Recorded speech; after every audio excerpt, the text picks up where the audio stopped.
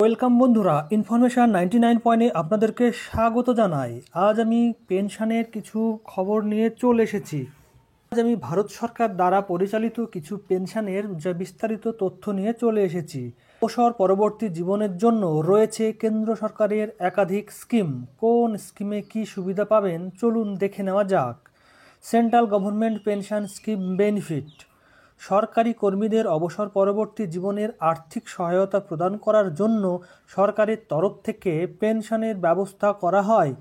তবে যাদের ক্ষেত্রে এই পেনশনের সুবিধা থাকে না সেই সব কর্মীদের অবসর পরবর্তী জীবনের আর্থিক সুরক্ষার কথা ভেবে সরকার বিভিন্ন স্কিম পরিচালনা করে।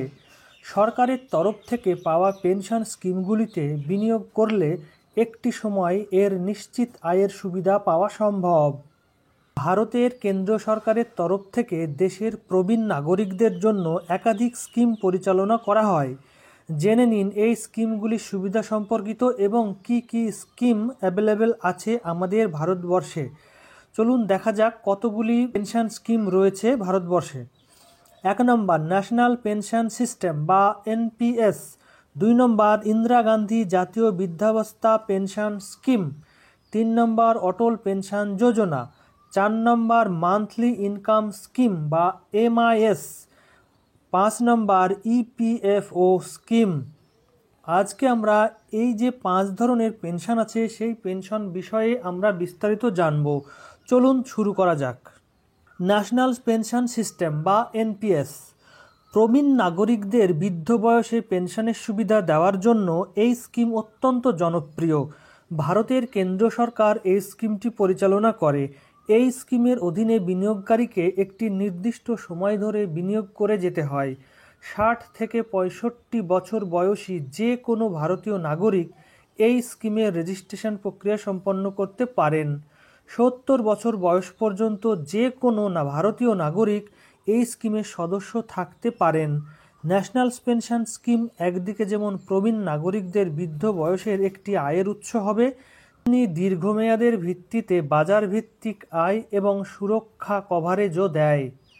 অর্থাৎ যে সমস্ত বয়স্করা 60 থেকে 65 বছর বয়স তারা এই পেনশন স্কিমটি শুরু করতে পারেন এবং 70 বছর ধরে এটি চালাতে পারেন।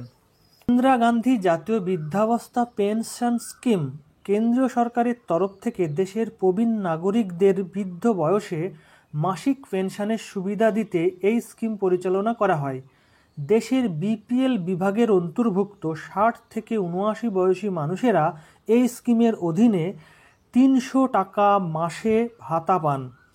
80 বছরের ঊর্ধ্বে ব্যক্তিদের জন্য ভাতার পরিমাণ 500 টাকা। নিজে কোনো রকম বিনিয়োগ করা ছাড়াই এই স্কিম অধীনে বৃদ্ধ বয়সে পেনশন ভাতা পাওয়া সম্ভব। অর্থাৎ এই স্কিমের জন্য কোনো ইনভেস্ট করতে হবে না। অটল পেনশন যোজনা। দেশের দরিদ্র সীমার নিচে অবস্থিত মানুষ, সুবিধাবঞ্চিত ব্যক্তি, অসংগঠিত ক্ষেত্রে শ্রমিকদের ভবিষ্যতের আর্থিক অবস্থার কথা চিন্তা করে কেন্দ্রীয় সরকারের তরফ থেকে এই স্কিম পরিচালনা করা হয়। এই স্কিমে বিনিয়োগকারীরা মাসিক 1000 টাকা থেকে 5000 টাকা পর্যন্ত পেনশনের সুবিধা পেয়ে থাকেন। 15 থেকে 40 বছর বয়সের যে কোনো ভারতীয় নাগরিক এই স্কিমে অর্থ বিনিয়োগ শুরু করতে পারেন। তবে যে সকল মানুষকে ভারতীয় আয়কর আইন অনুসারে সরকারকে কর দিতে হয় তারা এই স্কিমে বিনিয়োগ করার যোগ্য নয়। অটল পেনশন যোজনাটি হলো খুব কম পয়সায় এবং বেশ ভালো পেনশন পাওয়া যায়। এখানে কোনো 18 বছরের ব্যক্তি যদি 5000 টাকার পেনশন করব বলে স্থির করেন তাহলে সে প্রতি মাসে 210 টাকা করে জমা দিলেই এই 5000 টাকার যে বেনিফিট সে পেতে পারে। সরকারি তথ্য অনুসারে জানা যায় এই স্কিমের অধীনে বিনিয়োগকারীরা 9% নিশ্চিত পেনশনের সুবিধা পান। এই স্কিমে অর্থ বিনিয়োগ করার 15 বছর পর বিনিয়োগকারী চাইলে তার সমস্ত টাকা তুলে নিতে পারেন। ভারতীয় পোস্ট অফিসের দ্বারা পরিচালিত মান্থলি ইনকাম স্কিম বা এমআইএস মাসিক আয়ের জন্য একটি গুরুত্বপূর্ণ স্কিম। সিঙ্গেল অ্যাকাউন্টে বার্ষিক সর্বোচ্চ 9 লক্ষ টাকা পর্যন্ত বিনিয়োগ করা যায়। এই স্কিমে জয়েন্ট অ্যাকাউন্ট এর ক্ষেত্রে গ্রাহক বিনিয়োগ করতে পারেন 15 লক্ষ টাকা পর্যন্ত। সিঙ্গেল এবং জয়েন্ট উভয় ধরনের অ্যাকাউন্টের মাধ্যমে বিনিয়োগ করে প্রতি মাসে মাসে সুদের টাকা লাভ করা সম্ভব। এই স্কিমে টাকা জমা রাখার মেয়াদ 5 বছর। বর্তমানে এই স্কিমের অধীনে 7.4% সুদ দেওয়া হয়। ইপিএফও স্কিম এর মাধ্যমে বেতনভোগী কর্মীরা নিজের বেতনের কিছুটা অংশ জমা রাখেন এবং তার বিনিয়োগকারী সংস্থা থেকে সেই সমপরিমাণ টাকা জমা রাখা হয়। ইপিএফওর অধীনে টানা 10 বছর বিনিয়োগ করলে পেনশনের সুবিধা পাওয়ার সম্ভাবনা থাকে। এক্ষেত্রে পেনশনের পরিমাণটি নির্ভর করে বিনিয়োগ করা টাকার পরিমাণের ওপর। তো বন্ধুরা, এখানে আমি 5টি পেনশন বিষয়ে আলোচনা করলাম। এর ভেতরে সব থেকে উল্লেখযোগ্য এবং কম খরচে এবং কম বয়সের মানুষরা করতে পারেন সেটি হলো এপিওয়াই। এপিওয়াইটি খুব কম পয়সায় আপনি 5,000 টাকা বা 4,000 টাকা পেনশন পেতে পারেন। এটি আপনার নিকটবর্তী ব্যাংকের শাখা বা পোস্ট অফিসের শাখায় গিয়ে খুলতে পারেন। তার জন্য আপনি একটি সেভিংস অ্যাকাউন্ট থাকলেই হবে, তাহলেই আপনি এই অ্যাকাউন্টটি খুলতে পারবেন।